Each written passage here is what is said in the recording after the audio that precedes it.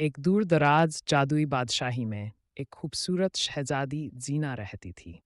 जीना के पास एक दिलकश खूबी थी। वो जादुई गीत गाकर हर चीज को जिंदगी बख्श सकती थी।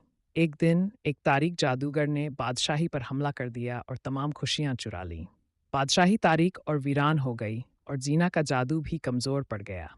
जीना ने फैसला किया कि वो जादूगर को रोकेगी और बादशाही की खुशियां वापस लाएगी। उसने अपने दोस्त एक बहादुर शहजादे रायान के साथ मिलकर एक मुहिम शुरू की। रायान के पास एक जादुई तलवार थी जो रोशनी से चमकती थी। दोनों ने मिलकर जादूगर का किला ढूंढने का फैसला किया।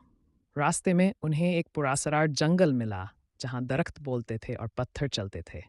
जंगल के बीचों बीच एक बूढ़ी औरत ने उन्हें रोका और कहा, जादूगर को शिकस्त देने के लिए तुम्हें 3 जादुई चीज़ों की ज़रूरत होगी। एक चमकता हुआ सितारा, एक गुमशुदा गीत और एक खालिस दिल। जीना और रायान ने तीनों चीज़ों को ढूंढने का फैसला किया। पहले उन्होंने एक बुलंद पहाड़ पर चढ़कर चमकता हुआ सितारा हासिल किया। फिर उन्होंने एक गहरी गार में एक गुमशुदा गीत ढूंढा जो जीना ने अपनी आवाज़ से जिंदा किया। आखिर में उन्होंने एक झील के किनारे एक गरीब लड़की की मदद की जिसने उन्हें अपना खालिस दिल दिया। तीनों चीज़ों के साथ वो जादूगर के किले पहुंचे।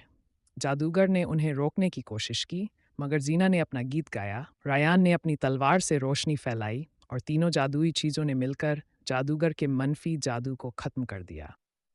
बादशाही में दोबारा रंग और खुशियाँ लौट आई और जीना और रायान हीरो बन गए। उस दिन के बाद जीना और रायान ने मिलकर बादशाही को मज़ीद खूबसूरत बनाया और उनकी कहानी हर बच्चे के दिल में उम्मीद और हिम्मत की अलामत बन गई।